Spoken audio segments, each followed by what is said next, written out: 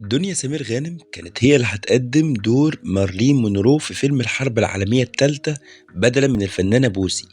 طيب ايه اللي حصل وخلى بوسي تيجي مكان دنيا؟ وايه السبب والتغيير الجوهري اللي حصل ده؟ الحكاية دي كشفها هشام ماجد لما قال في تصريحات تلفزيونية، يعني لما طلع في برنامج، إن مارلين مونرو واحدة من شخصيات فيلم الحرب العالمية التالتة اللي جمعه بأحمد فهمي وشيكو، ويعتبر ده تقريبا كان آخر تعاون بين الثلاثي يعني. كان المفروض دنيا سمير غانم هي اللي تعمله. دنيا ساعتها مضت الفيلم، بس الفيلم طول قوي لدرجة إن هي اتعرفت على رامي رضوان واتخطبوا وكتبوا الكتاب واتجوزوا وخلفوا. وبعدين الفيلم ساعتها بدأ التصوير بتاعه. فلما هما بدأ التصوير كانت حامل وكانت خلاص هتولد، فما كانش ينفع انها تصور.